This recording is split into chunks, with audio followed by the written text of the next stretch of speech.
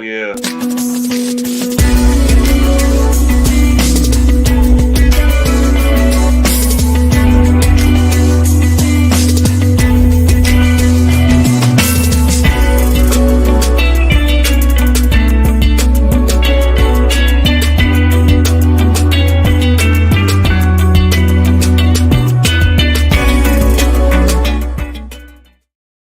What up, though? It's your boy Willie Styles in the building. Welcome to tonight's show.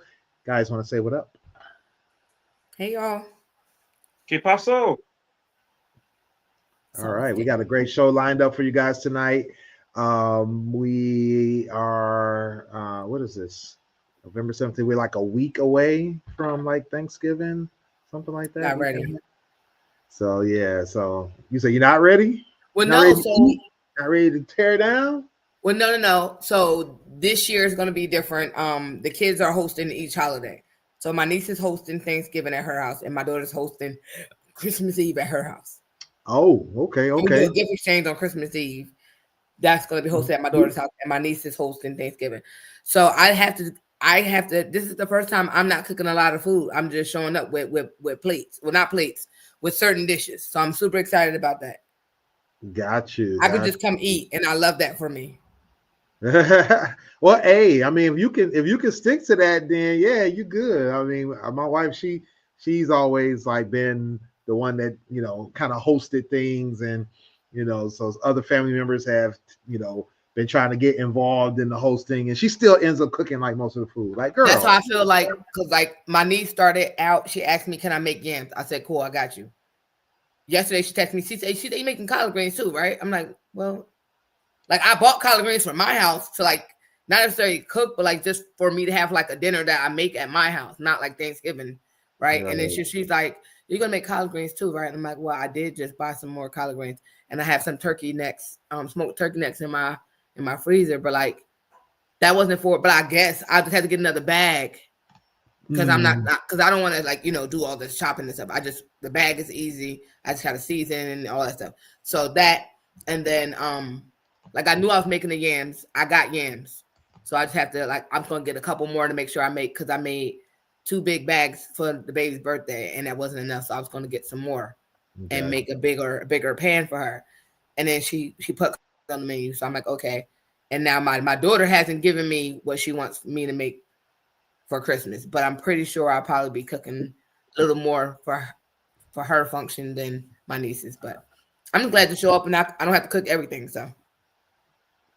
Yeah, that's always a plus. So long, like I said, so long as you stick to it, I'm gonna try, but I feel like my niece is going to allow me to do just those 2 things. She added on 1 thing, it's just 2. My daughter, I don't know, because it's my daughter.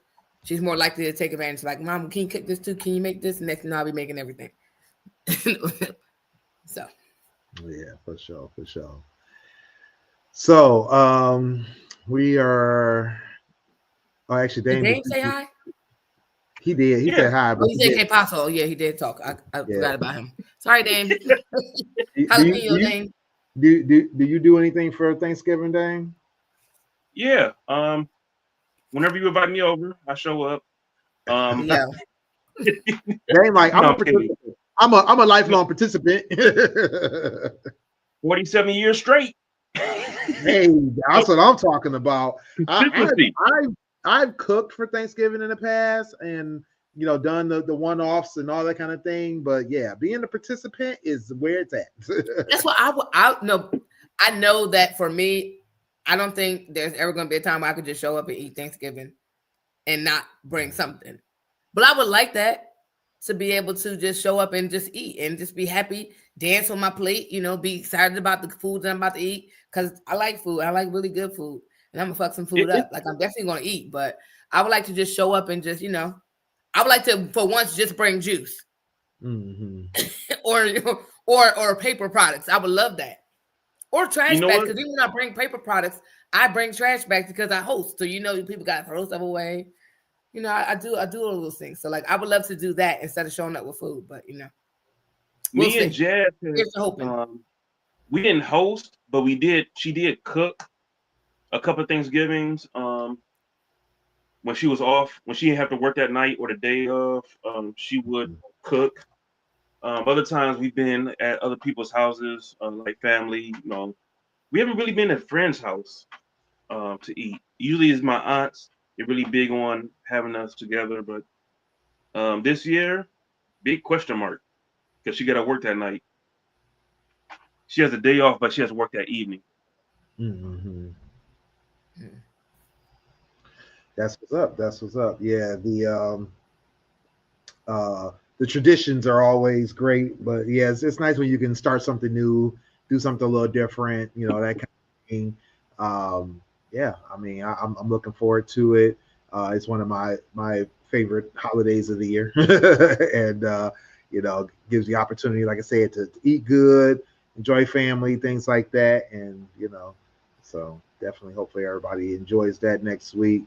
In the meantime, I'm not sure if it's going to be a good Thanksgiving for certain people. So apparently, there's going to be a vote coming up soon on whether or not the Epstein files should be released. And so, there's renewed interest in the Epstein files as well as other things going on with the government. I'm not sure why this is bigger news than, hey, how about that shutdown that you guys are still dealing with? Yeah, even with the food stamps, they didn't release all of them, right? Or did they? I don't know. I feel like I want to know because I want food stamps. I wish I could still get some. They're in debt. There's no money for benefits. That's what they say, and then they send $45 million to another, or $45 billion to another country. Isn't he talking about giving somebody a 2,000? What's it called? $2,000 stimulus checks. Yeah. There's word that they're supposed to be. No, that's not happening. Because you have to have money in that funds to actually give people money. So who is he going to get the money from? Yeah, I don't know. I don't believe any of it. The government writes checks on checks on checks any other time. I don't know why this is different. Yeah. But anyway, Trump news today. So I don't have a lot of the details, a lot of the facts. So I'm going to say all of this is alleged. All of this is conjecture. All of this is social media fodder at the moment. But apparently there's, new stuff coming out that Trump, and actually, I guess not just Trump. There's several other players in this, including former President Bill Clinton, J.P. Morgan Chase executives, former Treasury Secretary Larry Summers, LinkedIn founder Reid Hoffman, and a bunch of other folks who are supposedly strongly tied to Epstein, tied to some of the crimes and foolishness that was going on the Epstein Island. And what's going around right now is that Donald Trump has been topping off Bill Clinton in the past. So, yeah. That's why I've been seeing a post about getting some head, and then it's Bill Clinton walking. Hey, yo, I'm done. They've been speculating and alleging that not only is Trump a pedophile, but he's also gay. So, the pedophile part, I'm pretty sure everybody knew. He was talking about his daughter and all this stuff that he's been saying. Nobody that voted for this man seems to care that he's a pedophile, that he's a rapist, but potentially touching his own child. The way he was talking about his daughter. What up, though, Jamie? Yeah, definitely. That hasn't stopped anybody from voting for him, supporting him, backing him up, and all the other things. But hey, let's just add some more things to the list of reasons why he shouldn't have been president. But he's, we're here nonetheless. And somebody brought up, the thing is, regardless if he was topping off Bill Clinton, regardless if he was a pedophile, regardless if he was involved in some of the other crimes that were going on at the Epstein Island, as well as others in the government. These people already have these high-profile positions. They already have their elections. They're not going to get impeached. They're not going to get fired. They're not even going to get prosecuted because of the simple fact that the president, who's highly involved in all of this, is, of course, vehemently denying any association, even though he shows up in 1,600 out of 2,000 email threads for Epstein. But nonetheless, he still vehemently denies that he had anything to do with Epstein. He's been on recorded video talking about Epstein being his friend, photographs, emails, all kinds of things. Regardless, nobody's going to do anything about this stuff. Exactly. I would love to see this man go to jail at least one day for some of his things, huh? I said he's not. Yeah, he's not. He's not going to go to jail. It's a waste of taxpayer money. Once again, they love to waste taxpayer money. Waste of taxpayer money to continue to pursue this stuff. Because at this point, nobody's going to do anything about it. And as much as everybody believes it, nobody wants to admit it, acknowledge it, or do anything about it. So here we are. I think what up, though, Smooth? What up, though? Hey, Smooth. So, I think that, I'll let you guys, give your thoughts and points on this. But yeah, I'm just a firm believer in this is all moot and stupid. Yeah, because it's the same like with Puffy. Nobody's going to condemn anyone. They can be upset, not like it. If he out here topping off Clinton, he can do whatever he so choose. He said while running for president the first term what he had done, and nobody gave a damn. Mm-hmm. So nobody gives a damn now. And no matter what he's been doing, have been accused of, people have said that he's done, nothing's going to happen to that man. He's going to finish out his term if he can, try to, because that was a thing early on. He was trying to be able to, I forget what the term exactly is, where he was trying to be able to run a third term or whatever. I wouldn't be surprised. It's one of those things that you just think can't happen, because I'm pretty sure a lot of people didn't really think that he was going to be president, and he got to be president twice. So right. That has not stopped him. There's much that he can do that can surprise me. That's why I said it's one of those things where you're just what else can he say? Like he said, he can go. He said something like he can go in the middle of Times Square and shoot somebody, and he'll still get elected. He'll still get elected. Yeah. So there's not much he can do. He can go on live TV and touch someone inappropriately, and guess what? He's still going to be our president, and they're going to still love him. So, yeah, nothing going to happen to him. Dame. Sorry, had to mute myself.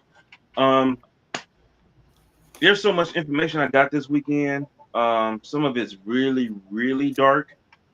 Somebody came out, I think Ghislaine Maxwell said that Bubba wasn't referring to our former president and Bill Clinton. Allegedly, there was a darker, deeper meaning behind the term Bubba that wasn't the president. It was a gift that he gave the royal family. It was a horse named Bubba. Oh, Lord. Yeah. They're saying he's chopping off horses? That's crazy. That was the darker meaning behind what the term Bubba in those emails meant. And I hope, God, if all the bad things that this guy's done, just don't let it be that. Please, I'm hoping for the president. But would you be like I said? Yeah, would you be surprised? That's been going on. Would you really be surprised? Like just being flat out honest. At this point, sadly, no. Somebody say that about the president, that you're gonna be like, oh my God, I can't believe this. I would never think that. But that's the thing. It's crazy that these people still follow him to depths of hell. They really will hate, because if they're aligned in one certain way, like I said this on many shows before. When he came out, it's people that even when he did the Muslim ban and stuff like that, people were agreeing with that, even though how it was like how he was implementing the stuff that he was saying that was just detrimental to that community as a whole, right? Mm-hmm. Then we go back to how he started talking about the immigrants coming across and they're rapists, they're murderers. Like he was saying the most detrimental thing to because not every immigrant is that. It's like not like, you know what I'm saying? And just how he presents things.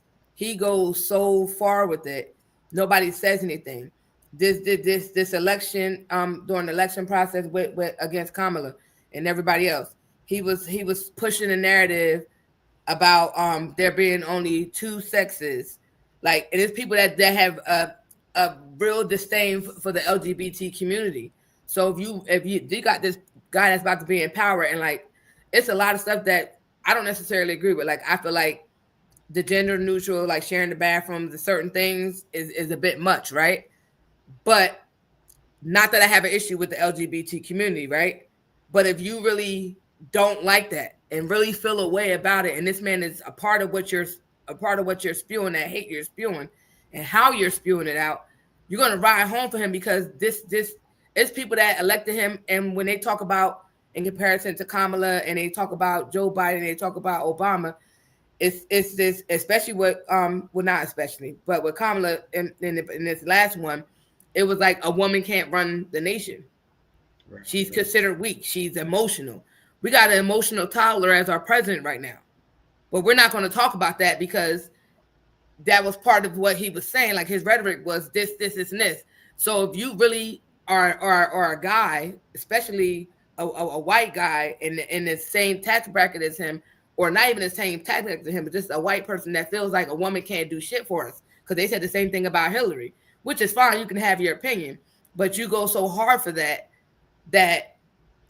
you're spewing this hate. And so people that agree with you are going to go hard for you because you feel the same way they feel. That minute or small thing that links you, you're going to go hard for. And that's why you see the things we see. That's why we saw what happened at the what the hell was it? Jesus in Washington when they stormed the Capitol. January 6th incident. All he did was he said a bunch of rigmarole, and people that believe that, they came and did that. And now, now he's like, oh, well, I didn't do that, blah, blah, blah.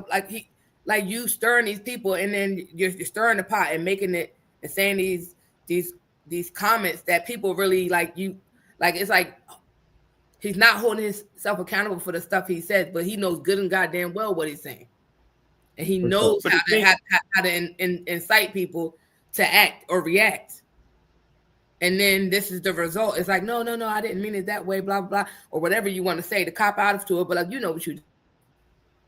There's a lot of people that hang off that one thing he said that they agree with and go ham. Yeah, but to have disdain and hatred for one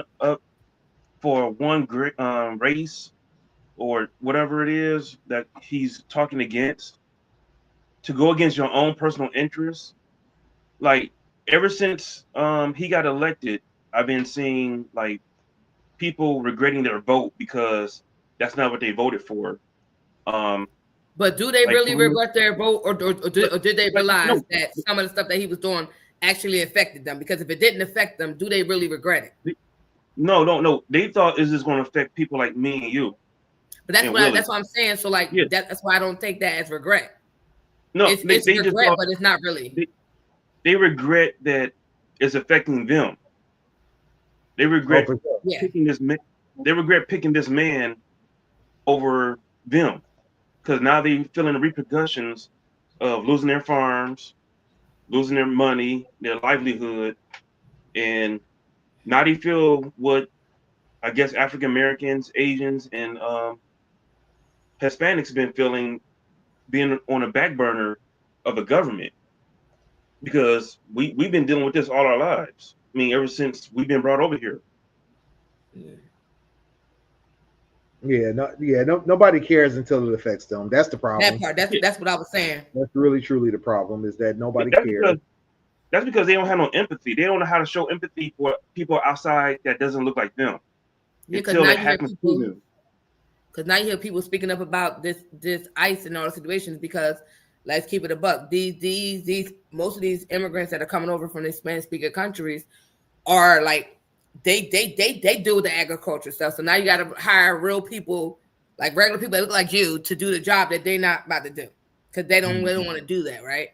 Where you had No. these immigrant workers that were doing it for not getting paid what they probably should be getting paid, or not probably should be getting paid because like like construction took a hit. So like all y'all feel away now because it's affecting you. Right. Like, and that's the thing. It's like, and it's sad to realize that sometimes you can't, like when people are saying these things, when that Project 2025, they come up, people like, no. Now, because a lot of the country, like especially with our special needs babies, y'all feeling it. We feeling it. Right. Like Yeah. especially as middle class working people, you feeling it because you paying more out of pocket than you paid in forever. You're not getting those benefits you once had. You're not getting those services you once had that were considered free. I missed those. I was upset. This is why I didn't want to vote for him, because I saw some of the stuff that was being implemented because it affects me. Like, but now, like y'all saying it because y'all think it's just like to Dane's point, you think it's just not gonna really affect you, and then when it hits you, like, oh wait. So like to me, it's like it was going to affect them. Like you stood tall with this man this whole ride. You was like, no, I'm glad he's doing this, and now you realize that you ain't paying attention hard enough to realize that stuff was happening, but it was going to change it for you. Right. Yeah. That's how it goes. That's how it usually goes. Yeah. Anyway, let's move on. Dane brought up this topic recently, and I know I saw this before floating around in the wild, and it's pretty interesting because I was pretty much in agreement with it, but I want to see what everybody else's thoughts are. It was brought up about, and I don't know if it recently came up because of a situation that happened at one of the award shows recently where I think it was not recently. This was probably about earlier this year, probably a few months ago, where a young presenter at the or interviewer rather at the award show was interviewing Babyface. Started talking to him about his guess his project or latest or his legacy or something to that effect. But then they saw a more younger, more current superstar, and they were like, "Oh my God, such and such," and they ran over to that person, and he's just like, "Okay," And so I think that brought up the question about legacy and people understanding who the greats are. But this question came up in this post that was shared talking about would Babyface be one of the greatest artists ever, especially for this generation, if he had not given away all of his songs, or not all of them, but like a lot of his songs. As you guys know, Babyface is one of the top producers of all time. Could be arguably one of the best producers of all time. The only producer that won, I think, is 4 Grammys as a producer. He's got hundreds and hundreds of hits, hundreds of songs that he's written for other people as well as himself that have been hit records. And what's your thoughts? Do you think he's one of the greatest artists ever that ever could have been had he not written these songs for other artists?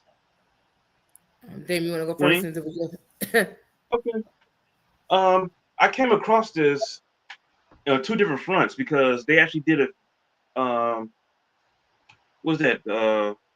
What's the name? Charlemagne and the crew. They did a interview with John B. Before there was Robin Thicke, there was John B. So he was just talking about how to love. He still loves Babyface, even though it's not reciprocated back to him. Like he doesn't show him any love or any shine. Then I thought about all the stuff that Babyface has written. It's like he wrote a lot of songs, but I don't know if it came off the same with some of these songs. I think it's perfect timing and perfect place and perfect opportunity for certain individuals to shine on those songs to make it theirs. Even though he wrote it, he wrote it for them and for their personality. Like some songs, like he wrote for Whitney it wouldn't have came off the same. Like some of the songs for women to cater to women, catered for women, it wouldn't have came off the same trying to come from a dude. Some of the lyrics. Right. So it's a lot of songs that he probably could have gotten away with. Some of the male vocalist songs. But as far as the women, I don't think it would have hit the same. Still, he would still have been one of the greatest. He'll be talked about almost like the Isley brothers, but solo artists. Some of the bigger names like Michael Jackson. He'd be up there with Michael Jackson as far as hits. I don't think he'd be as popular because Michael Jackson, that's a different level. Because he came from that's Jackson 5 and beyond to just Michael. Like he kicked Tito to the curb. Like it's like I'm gone, Jermaine. See, I feel like Babyface is a great artist, even without having sung all those songs. I feel like when I think of an artist, I think of so many things, not just being. It's almost like. Do I want to say this? Because I don't know if it's gonna match. I don't know if it's gonna make sense. It's almost like when you see, like when you have people that ghostwrite for rappers, right? They can write a good rap, but they can't. Their delivery, right, it's not where that needs. And you learn the person that you're writing for, and you know their delivery, so you know how to write the songs for them. I feel like it's like that, but it doesn't take away from his artistry because that man is an amazing producer. The amount of songs he did, even when he did I don't know if I remember that song what the name of it, but he gave it to that guy Tony Rich. It was called a Tony Rich project, and like it was nobody knows it but me or something like that. Oh, okay. Babyface sung it yeah. too. Babyface sung that same song, and his that part's smooth. He'll wipe it down. A lot of people with artists just off of not only songs he sung but songs he produced. That part, and this is why I say, and that's more to the point why I say he's an artist. He's a really great artist because you can't take that from him. That man is a genius as far as making songs and making hits and making people who they are and why and making them the names that we know today, like Tony Braxton, like John Bay. Like we can go through the list of people that he done wrote songs for. Like I don't know nobody that we ain't heard in the 80s and 90s that didn't have a Babyface song. Like so for me, he's definitely a great artist, a great producer, but like that. But like even with that song, nobody knows it. Like I heard the Babyface version and I also heard Tony Richards. Both are great. But Tony Richards put a little. I feel like if he so choose to have sung any song that he gave another artist, he definitely gonna make that song cater to him and his voice. And that man's voice is just the best. Now I got a couple of songs off the top of my. I'm looking at it right now. It wouldn't have sounded the same him singing "Breathe Again" from Tony Braxton. No, I know that, but I'm just saying if he so chose to rework those songs for him, because you could, like, if he wrote the song, he can write it for a male and write it different and make it sound like fire. So Another like, sad even that I want to take from him because I'm assuming like if he sung a song, he can make it work for him. Because he's very and that's what he's known for is making. I mean, to Dame's point, he made these songs for specific artists, and then, but that's the thing. He also has a way of making a song work for a specific artist as well. You know, I know he wrote songs for Beyonce. He's written songs for Tony Braxton. For I think he wrote songs for Leon. Karen White, Tevin Campbell. Yes. Matter of fact, I think the Tevin Campbell song "Can We Talk."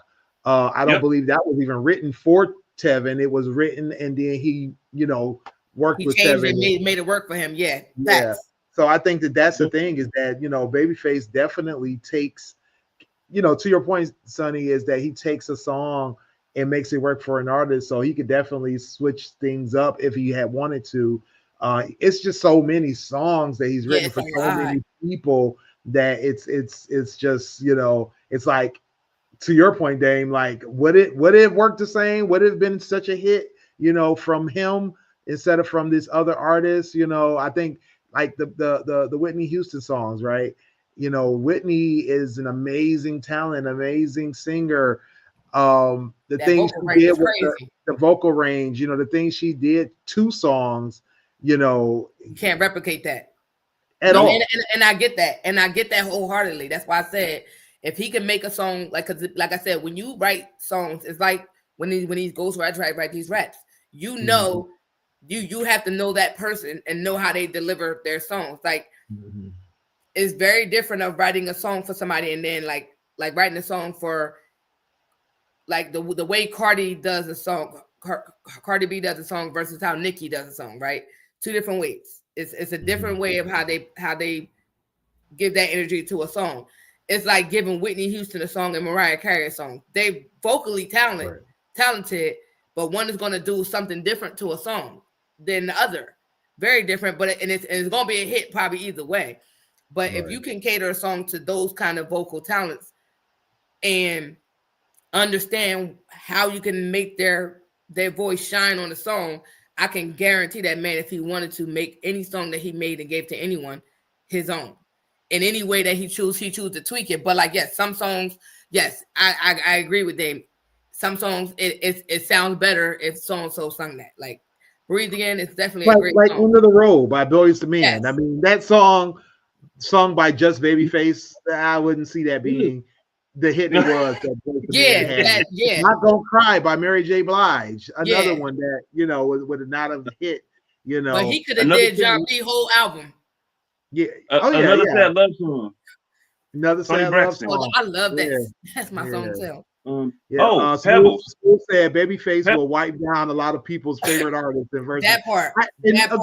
Agree. Because he wrote a lot of amazing songs for himself and kept a lot of great songs for himself that became great hits. So I mean, we definitely can't deny that he's a great artist in his own right for sure.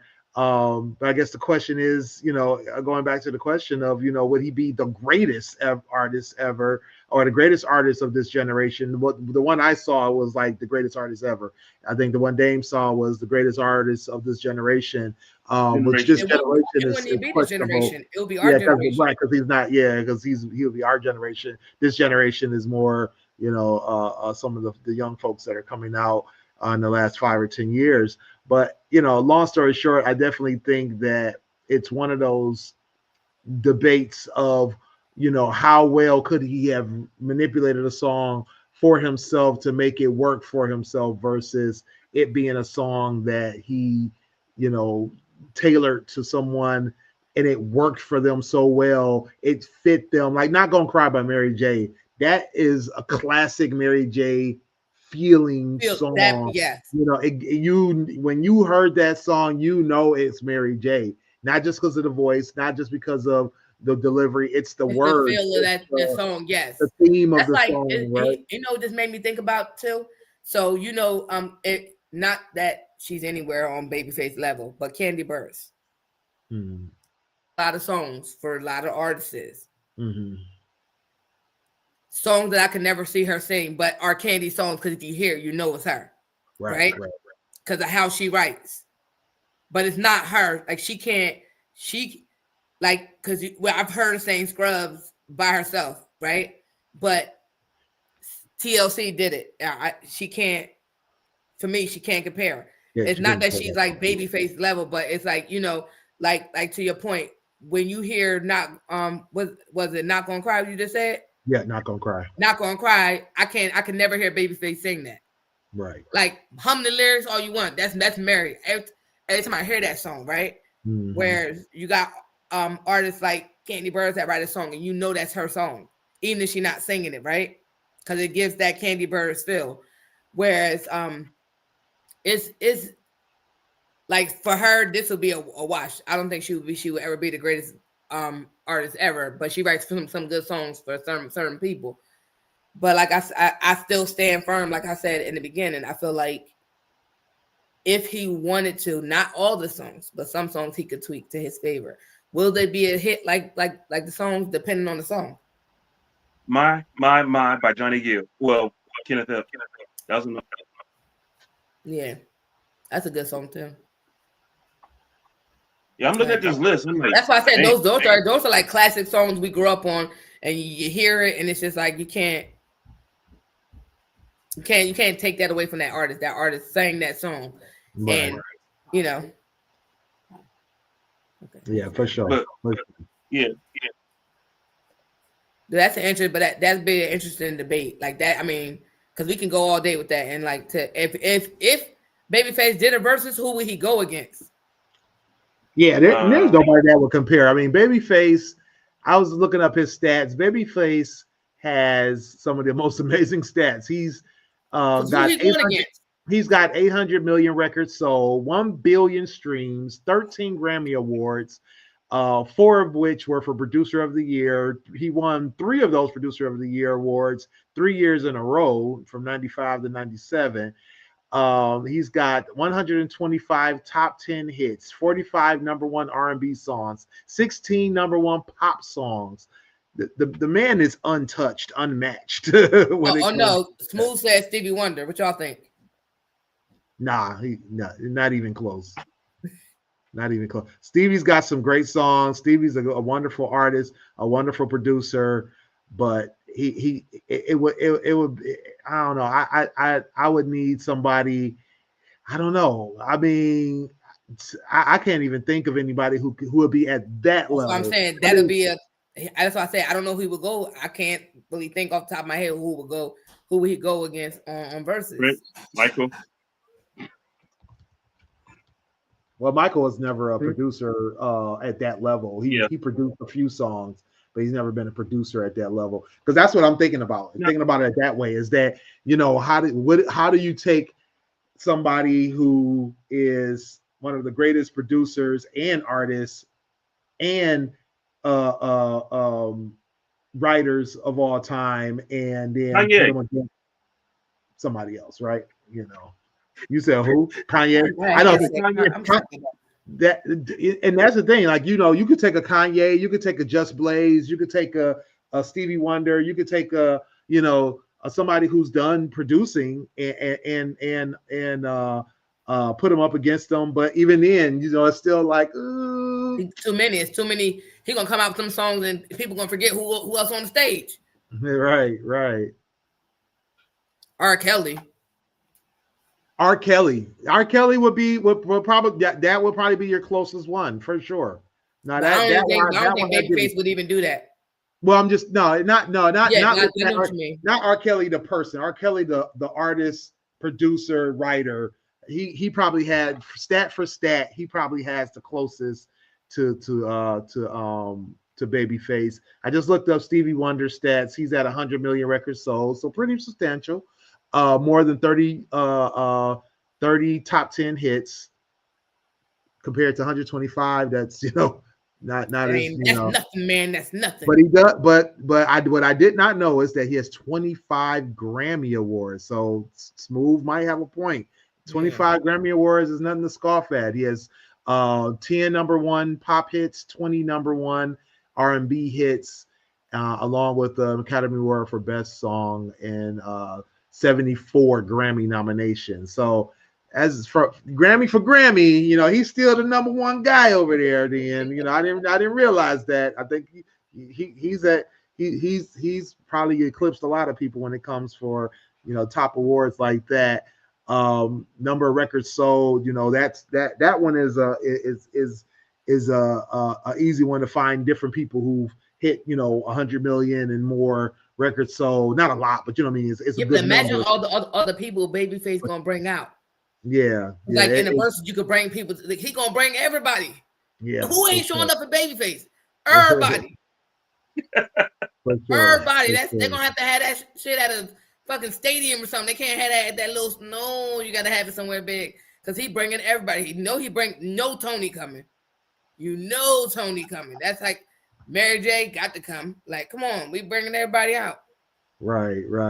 R. Kelly has 75 million records sold, 40 million. 75 million records sold. Let's see. He's 18 his own studio albums, 5 compilation albums. He's got. He did one with Teddy Riley. Yeah, he did one with Teddy Riley Oh, on the wow. verses. Yeah, Yeah. oh my God. Blackstreet. Yeah, that was one of Blackstreet. the funniest verses ever because Teddy Riley just couldn't get it together. I'm trying to figure out how many I forgot all about that one. That's crazy. right. Now, Let's see. off the top of your head, are we talking about just the producer? Because No, the no, producer, we're Talking talking about all everything. around because he's not just a I, producer, I, right? I was going to ask about Quincy Jones. Yeah, I mean that's what I'm saying. You if you split Babyface into 3 or 4 parts and say artists against artists, it would be easy to find somebody artist against artist. Yeah, Producer against producer, it would be not easy because then we got to go back down to like R. Kelly and Stevie Wonder, right? Even a Kanye West. You say writer, now you're talking about going back to what is his name? Oh, he's an older guy. Was around Stevie's time. Oh God, what is his name? It's on the tip of my, I can see his face. Light skin. Did I lose both of y'all? Where everybody go? What's his name? Smooth. Um. Oh my God. Motown writer. He was a singer too. Lord, what is his name? I'm looking at his face in my head. Um. Dang, I'm sorry, y'all. I don't know why I'm drawing a blank on my man's name, but he wrote a ton of songs. Not Lionel, Motown. He was the top writer for Motown. Um, oh man, I can't think of his name. And there was a team of Smokey writers. Robinson? Smokey Robinson, thank you. I'm about to say, 'cause I love him. He's a Man, good one too. He wrote a lot of songs too. he wrote a ton of He songs. wrote a ton of songs. Smokey Robinson, I love his Yeah, voice. he And was he got singing credit. Yeah, no, he got that'd be singing a good one. creds, writing creds. I don't know if he ever really produced. He might have, back then. But yeah, he was definitely a huge writer for Motown as well as a couple other record labels and wrote songs, for several decades. Um, but yeah, so if you split up Babyface's accomplishments, you could definitely match him up with different people. But you put all that together, and it gets down like we said, a R. Kelly, a Stevie Wonder, and then you start really dropping off after that, right? So it's one of those things where you have to keep those accomplishments together and then find a comparison, and that's hard, with somebody as Jimmy Jam. Thank you, Jimmy Jam and Terry Lewis, producers, and they wrote Oh too. yeah. Because they did a lot. But they were Too. bigger. They were bigger as producers. Like they don't. I don't even think they have as many top writing credits as the Babyface, but they definitely have a lot of good production credits as well as awards. So yeah. If you split that up, yeah, definitely. Oh, Smokey Robinson, I like him though. Yeah, Smokey was. I like hearing him sing, even if it's. Ooh, I like it. Yeah. If I was back in them days, I would have gave Smokey the bit and I would have tried. I give Smokey the bit. Leave that man alone. Smokey, I would have called you every day. Right. Because this off of his voice alone, I'm like, who is that man singing like that? that remind me of what's his name from Temptations? My God, Eddie Kendricks. Oh yeah. I love his voice too. Yeah, it's a beautiful situation. You know who got a good voice? Eddie Kane. They say Eddie Kane. Mm. No, I mean, Smooth said the question is, are we just talking about R&B? No, because you got to think Stevie Wonder and a Babyface are not just R&B, right? They're pop. They're I forgot. There's another genre that they both have been involved in, as well as R&B. So yeah, it's not just R&B. Yeah, I mean, I don't know too much about about other ones. Oh, Jermaine Dupri, really big producing credits as Oh well. yeah. He was Jay he Z. was an artist, not as well accomplished artist, but he definitely was an artist. He definitely has written a lot of hits, but probably more leaning towards the producing side for greatness and accolades, as well as awards. So yeah, Jermaine Dupri is another big one for producers. Um, Trying to think. Yeah, Oh, I mean, Neo. who's that? Neo did some songs too. I don't Neo, think he has Neo, big. big writer, big producer. Yes, Neo, more writing. I believe more writing, if I'm not mistaken. I would have to look that up, but I believe more writing hits than producing hits. But he definitely has some good producer credits as well. And then Because he a wrote well one of accomplished, Beyonce's songs. a very accomplished artist in his own right as well. Not one of the greats, but definitely a well recognized artist. Yeah. And you said who else? That was it. Yeah, for sure, for sure. All right, we got any other topics before we close this show out? I think I'm done. I don't No, I think have I think we're good. I think we covered what we needed to cover. all So I right, did all send a right. video. I'm not sure if y'all seen it. Um, I think I told you I found the video that I think was taken down Oh or yeah, deleted. yeah. Yeah. I'm not sure if y'all got a chance to see it, but it gave me a chance to think about not just in the terms of the base for Trump, but it's basically both sides. Because you got followers on both sides who just follow the people blindly.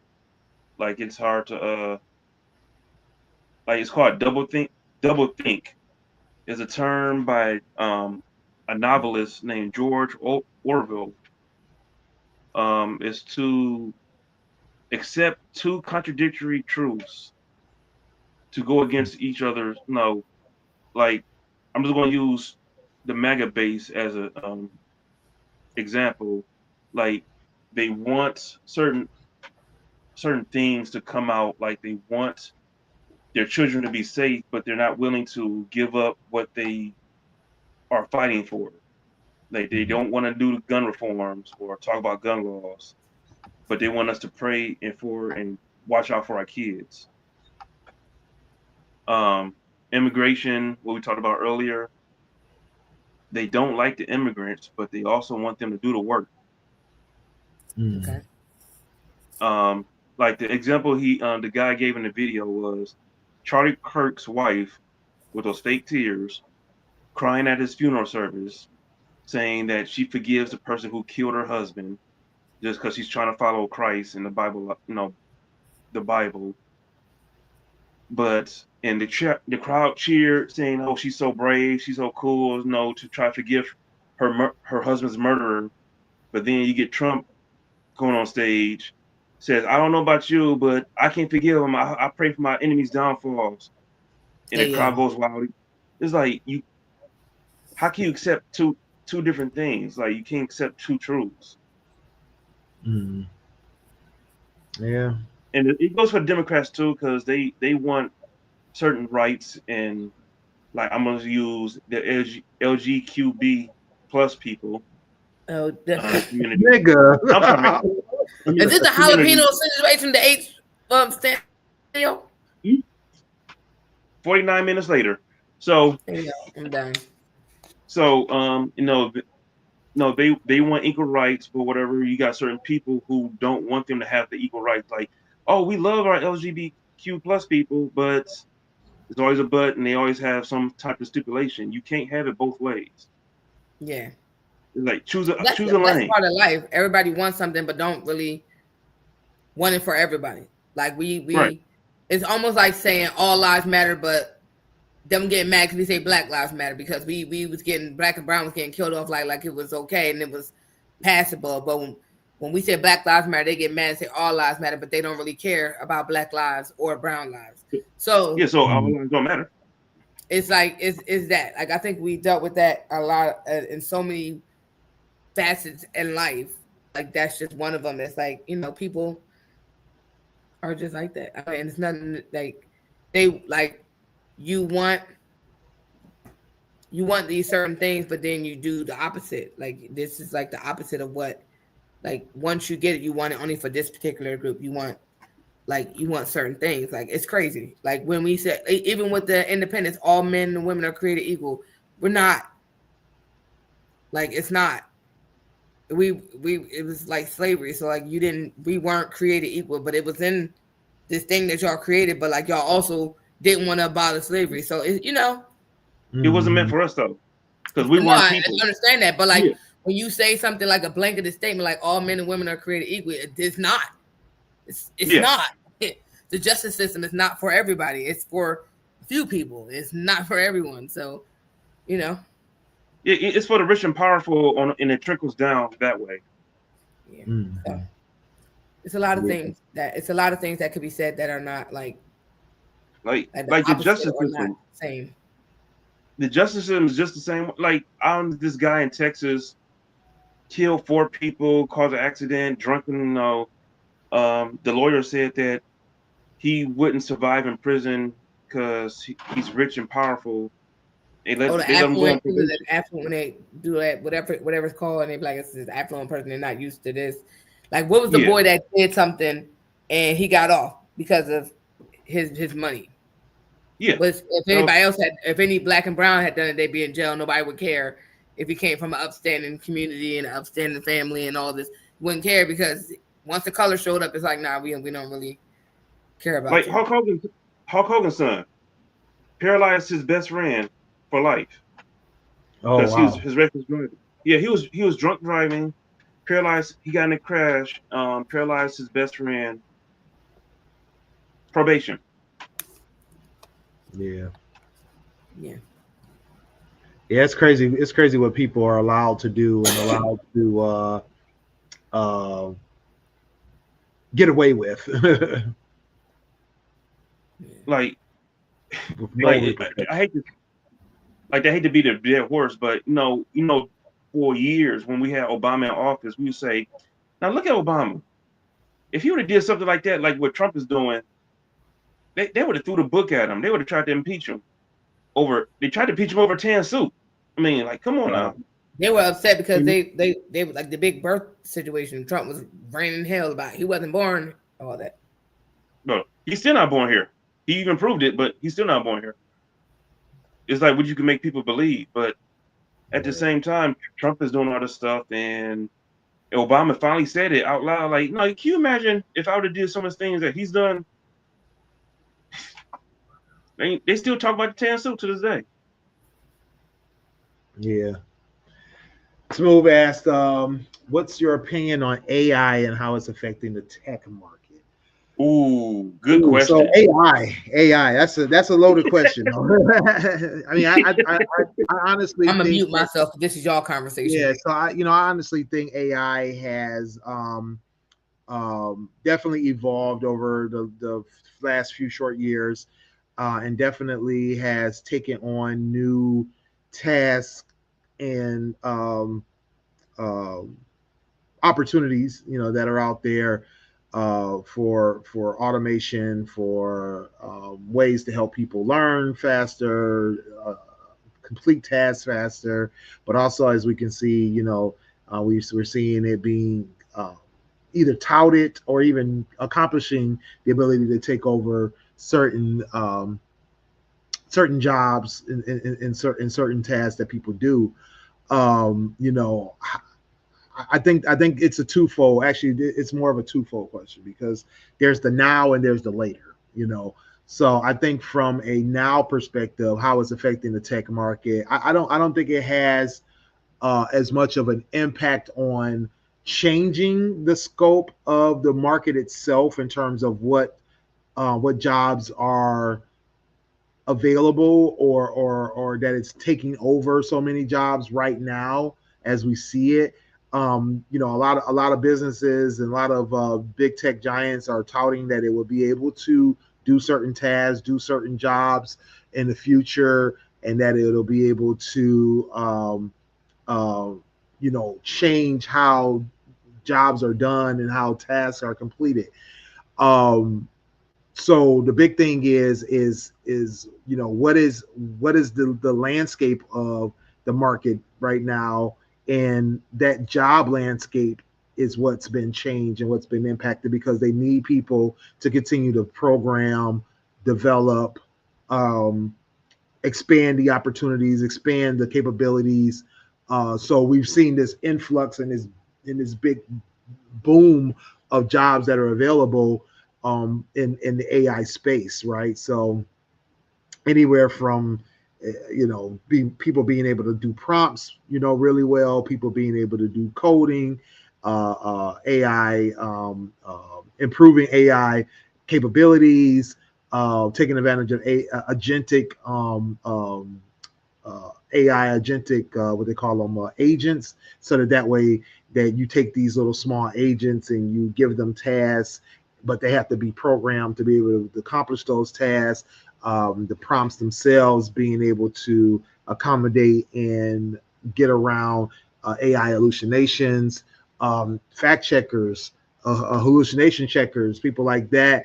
And not even just as a job because it's a smaller part, but as a skill set, So AI skill sets, huge boom, a huge impact on that. So I think that's where the effect is right now.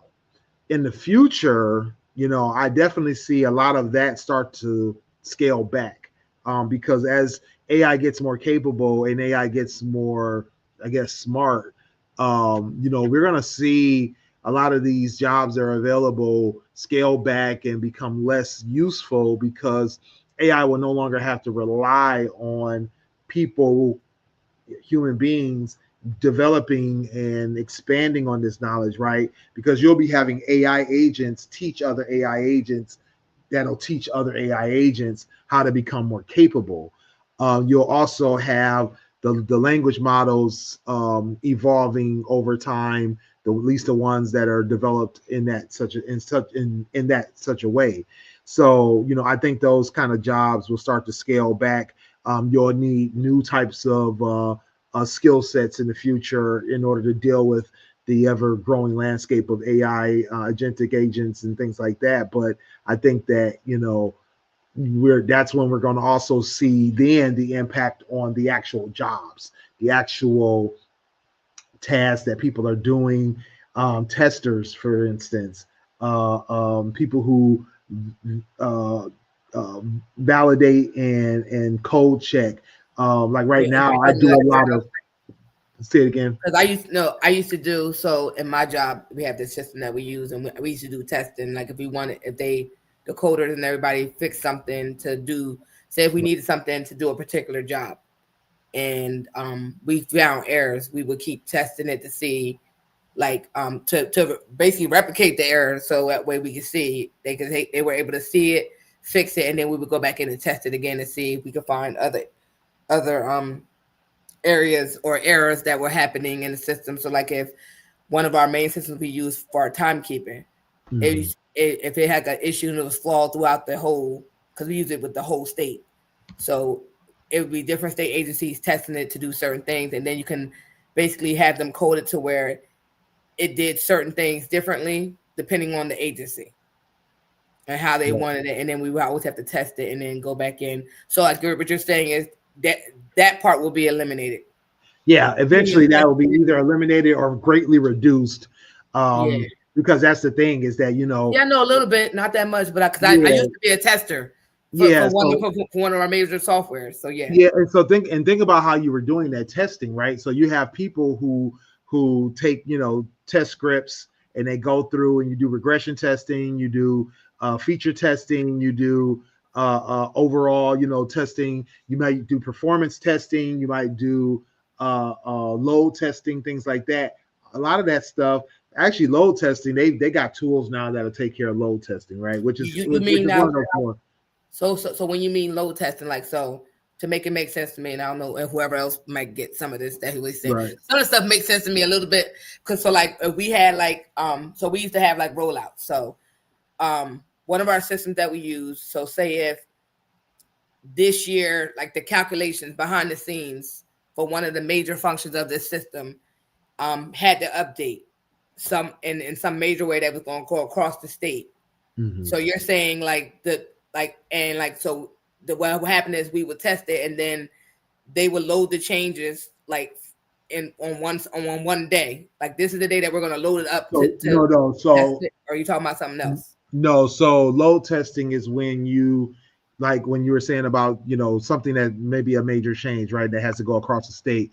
So in order to understand how long does it take for this program to not only update the database with all these different changes, but also update all the systems that are going to now, need to information and data. So we're talking how much load can it handle? How many users can it handle? How many systems can get updated or access the database at the same time? Okay. How much so that's like when we have when the system is overload and have to shut down and then we can't use it, have to go in and fix it. Okay, exactly. Yeah. I got you. So and then I saw what Moon said too, so it made sense to me. Okay. Right. No, you're right because it can be definitely Smooth was just saying it too. Like a load testing is simple terms testing how much an app or a program can handle. Yeah. So and that's the thing is that testing something like that sometimes in a what they call a lower environment or a test environment or quality assurance environment, QA environment, testing like that is sometimes challenging because your production environment where most of your actual users are, so most of your customers or most of your partners or your vendors that may access your system, you're going to have more systems, more devices, more browsers loading up that system in that, in your production, but you don't want to roll out to production before you test it beforehand, right? Yeah. So simulating that is a challenge for a lot of companies, right? So what some of these agentic AI workflows can do is they can simulate that load much better, much easier in that lower environment and be able to tell you specifically where your bottlenecks are, where your issues are, what errors are you going to encounter, what things that you may need to do better error validation at or error checking, things like that. So not error validation, but like input validation. So you might say, let's say if you're doing, like you said, with the checks, right? And you have everybody doing data entry and at the same time on the same day. But let's say that one of the people put the period in the wrong decimal place, right? And being able to detect that without it creating either errors or bad data later, sometimes AI can do that, right? Like I use a system now that checks my code to make sure that everything that I say is supposed to be put into inputs like fields and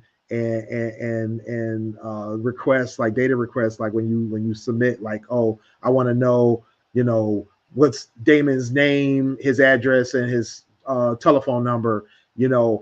Me saying name, maybe if I put in NME instead of NAME, right?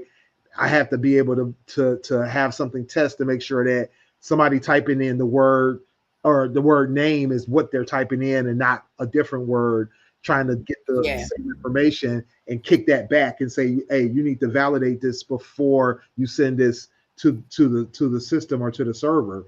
So these AI workflows can figure out what's the best way to test these things, make sure everything lines up and make sure everything goes through error free.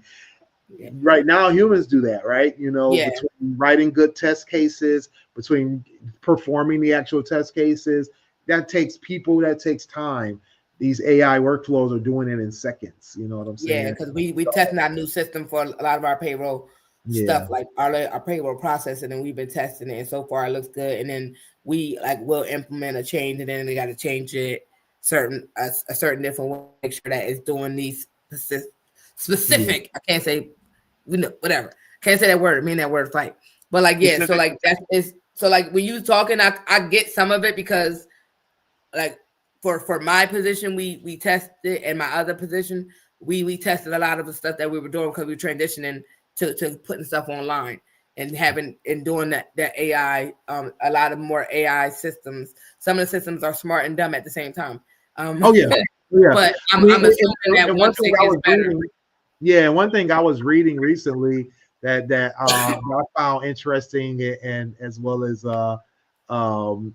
very telling, is the fact that people are talking about how there's some systems that are that make sense in terms of the fact that they are great. They call them, LLMs, large language models, right?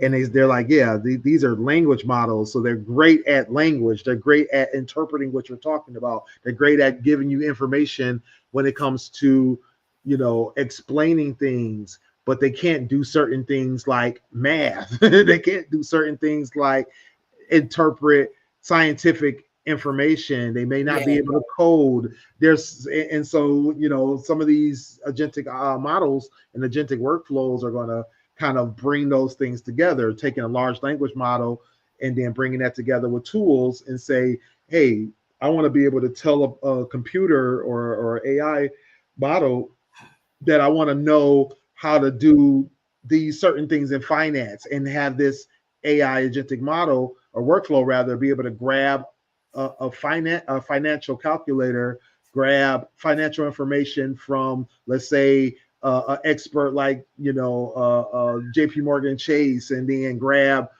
or then use its own large language model to put all that together and then come up with the best financial strategy for whatever you're asking it about, right? So a lot of those kind of more low level tasks and jobs that we're taking hours and even weeks for people to complete, for humans to complete, can now be done in seconds, minutes, or maybe a couple of hours.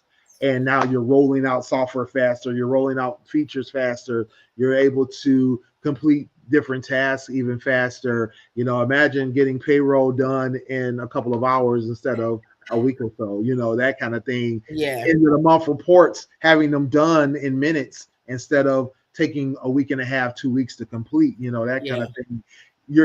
And then when you do something like that, now you're taking those jobs off the table. That people use it. Now you're relying on the system to take care of that instead of relying on people to take care of that.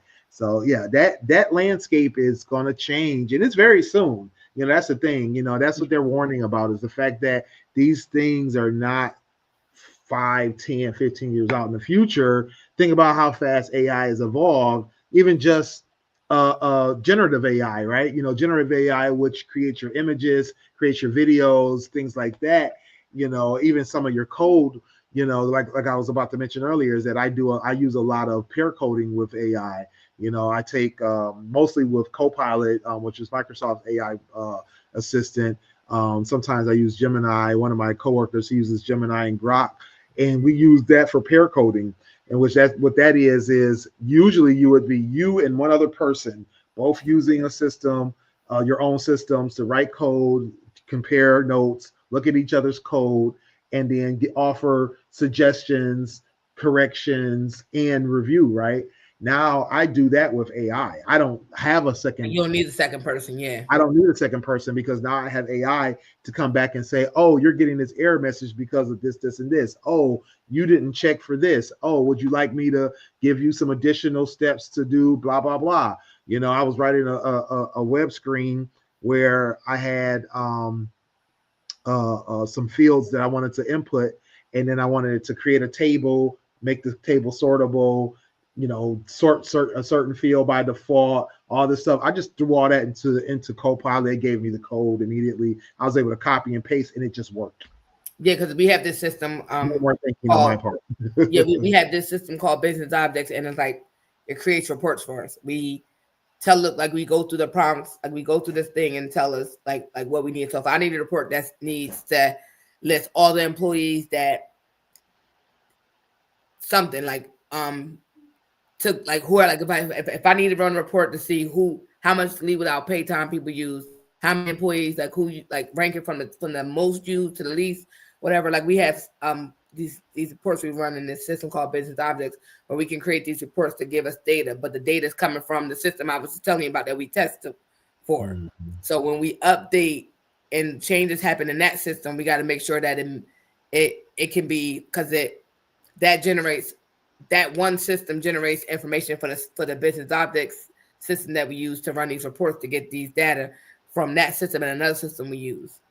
So it's a lot. So like when I'm looking for, if I need like to write a report or go into a meeting and explain, like give them like hard data about this, how many employees use this, how many employees were out this year, about like all these different things.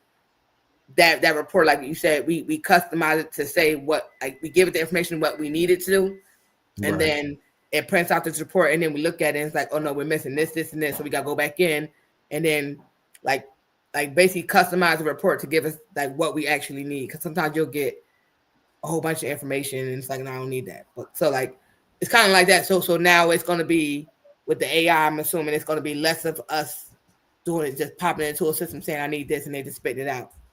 Yeah. So where it could have took me a whole hour to get this report together and get the facts that I need, it's gonna take 2 seconds.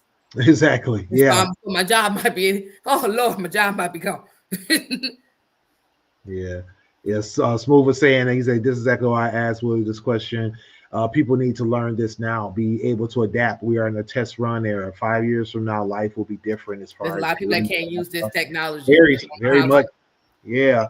And but that's the thing, agentic models are going to change that too.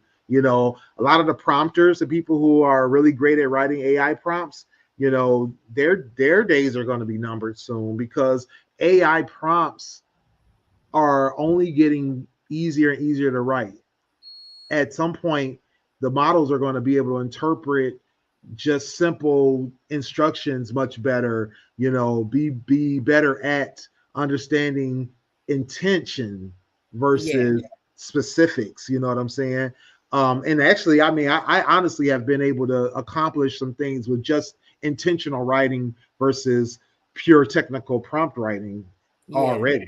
And this is still, the infant era of AI. So I can only imagine that, because this was I think 2 maybe 3 years ago when I was first learning about prompts, and they were like, prompts are the future. You got to learn how to do prompting, blah blah blah. And it took me a little while to figure it out, and I started, because I had gotten really good at great search term writing. With Google. Exactly. And so that took a long time to develop.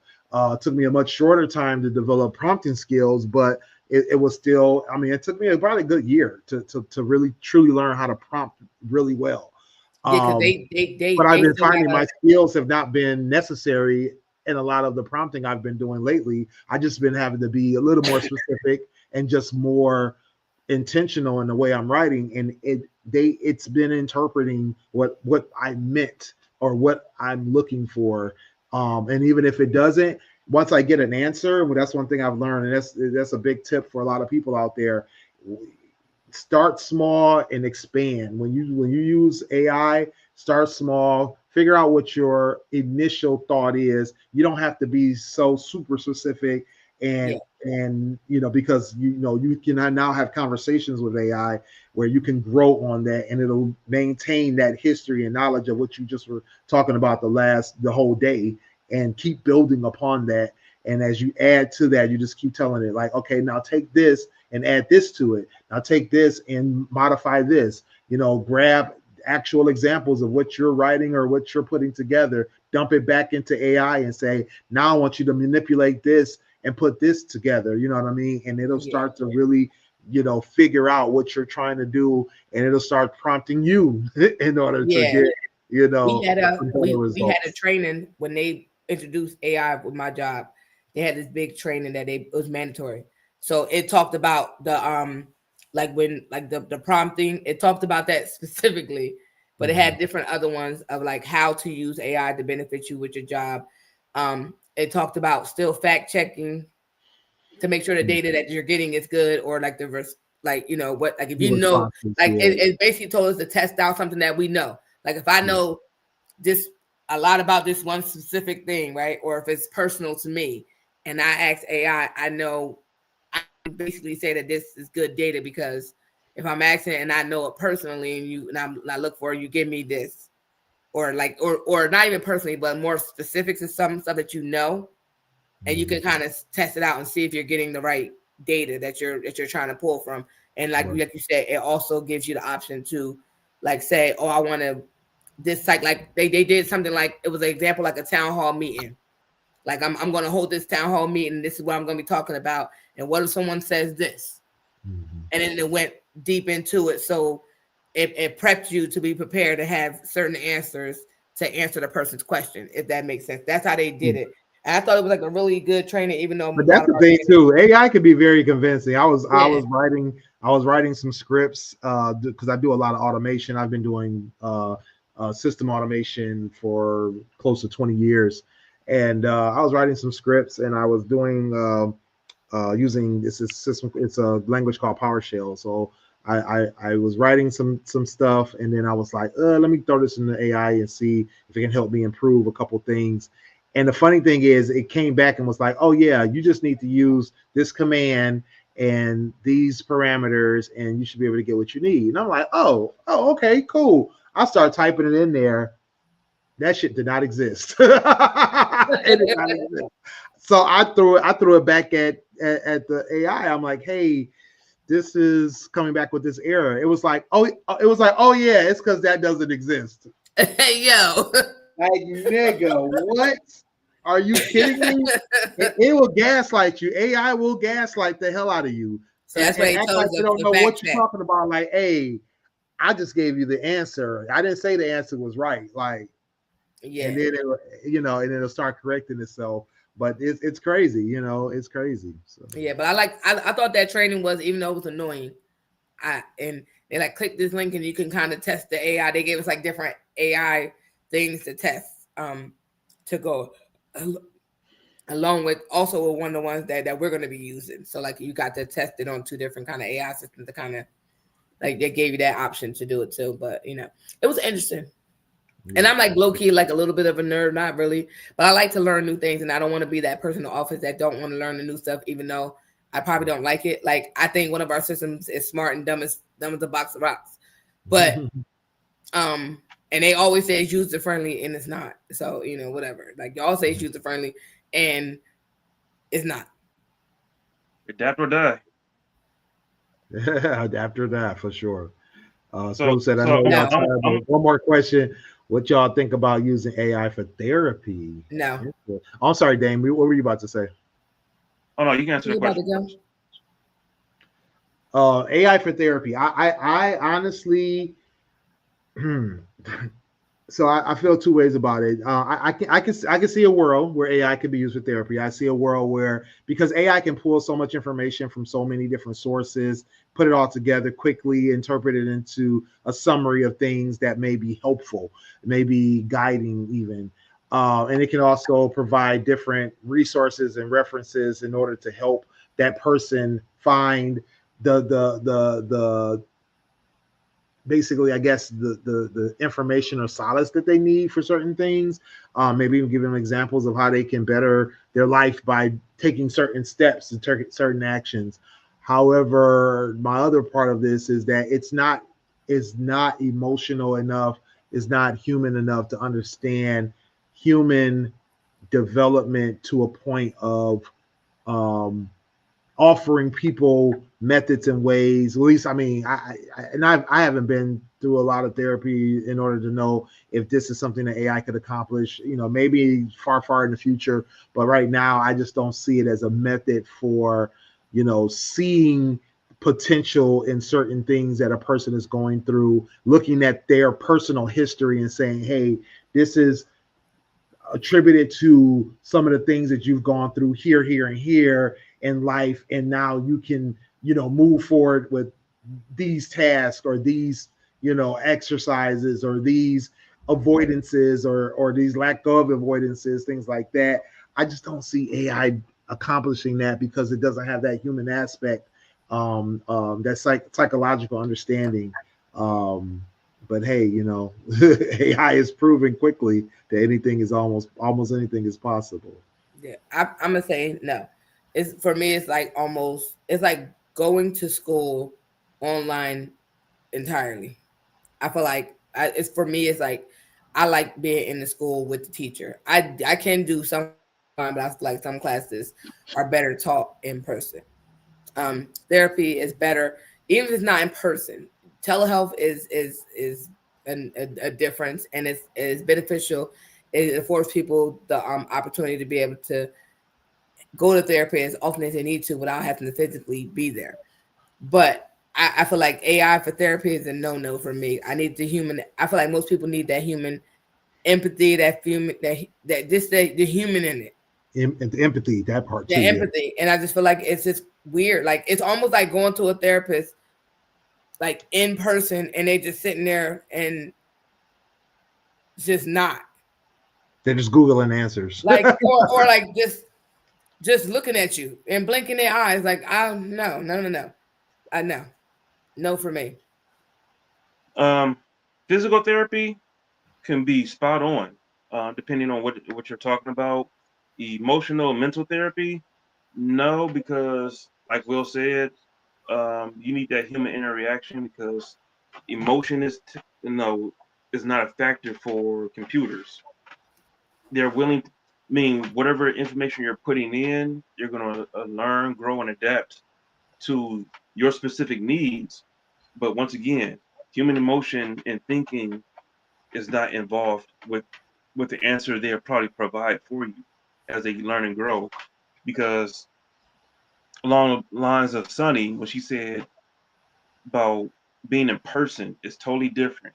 Like being in person, you can feel the vibes what the person's giving off, both back and forth as a therapist and the person who's being seen. You need to be able to feel that, like genuine That safe interaction with space. you got to can feel that you can vibe off each other because it's like going to therapy and you're talking like this, like Right. yeah, like you're talking to your therapist online. This is not helpful because you cannot see or get a good gauge of how each other are feeling or what you're thinking and truthfulness. You're more truthful in person when you're more vulnerable in person. Yeah, And then too, relatability, right? that part. A lot of That's another people, one. Yeah, yeah, a lot of people, they want a therapist that they can relate to, be it same culture, same mindset, same, a lot of different things that they are looking for. Maybe even somebody that they would be uh, um, just compatible with from a lifestyle direction, and you can't get that from an AI, even from an agentic agent. So yeah, yeah, I don't see that as the most efficient way to use AI, or the most personable way to get your therapy. yeah.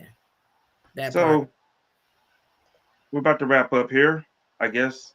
But I want to say this for the people in the back, for the people in the back who miss all of the AI. I'm gonna break it down for you real quick. Right now, AI is really cool and fun. You can do all sorts of type of things, make Catfish fun and of everything. people. Make fun of people, catfish. You do all the good things. But sooner or later, AI is going to learn. That load testing, like Sonny was talking about, load testing, you'll get to find out the problems and the kinks, and you're going to get some max headroom problems. AI is going to be talking to you. It's going to have a little glitch in the system, and then we're going to go to Skynet. And everybody's going to die. Yeah. Pretty much. All right, Sonny, tell the folks But we where they won't be can here for that. find. All right, guys, you can find me at @IamSunny_D, Instagram, Snapchat, TikTok, and Threads. Unreservedly me is where I am. November There we go, load 29th, testing. I will be at the Podcast Link Philly Next Level show. It's a celebration and an adult game night. Tickets are $30. Go into the group. Go on any of my pages, and the information is always going to be in my bio. Get them tickets. I want to see y'all It's a all black. celebration. And that all black does not mean all black people. It means all black attire. Who said all black people? That's crazy. Somebody asked me, is it all black? Does it mean it's just black people? I just Oh Lord, You can pick Lord. them. You can pick them. Hey, it's me, Max Headroom. Oh, I'm sorry. Damon with another level up on Instagram. Shenlord 21 on Xbox and then Twitch Network. For sure. Jalapeno H. And it's your boy Willie Styles in the building. Get at me everywhere at Willie Styles on IG, Threads, and Twitter. Willie.Styles on Snapchat and TikTok. Visit me over at stylesradio.com for all the hot tracks that I'm listening to. WillieStyles.info for all my links. Make sure you guys get over to our website at gftradioshow.com for all of our links to our socials, our links to the merchandise shop over at gftradio.creative-spring.com. Make sure you check out our on-demand 24/7 Spotify, iHeartRadio, all your favorite podcast locations. Make sure you check out our video podcast replays on Twitch, Facebook, and YouTube. And we'll see you guys next week. We are. Yo, it's your boy Dame here. Hey guys, it's your girl Sunny D. Yo, it's your boy Smooth from the GFT Radio Network. What up, though? It's your boy Willie Styles in the building. Join us Mondays at 10 p.m. live on Twitch, YouTube, and our Facebook. And if you miss us, don't worry. You can catch it on our website, gftradioshow.com. And if you feel like talking to us every day, join our Facebook group. At Join the Conversation, the group where you can discuss all kinds of topics. Catch me also, Fans Respected, Dope Sports Show. Holla at your boy. You can cop some merchandise over at our store, teespring.com/stores/GFT Radio. You can get t-shirts, sweatshirts, masks, and even more. Next time on GFT Radio, what are we talking about? Join the conversation to find out. Make sure you get at us on gftradioshow.com for all of our audio and video playbacks, as well as links to all of our social media sites.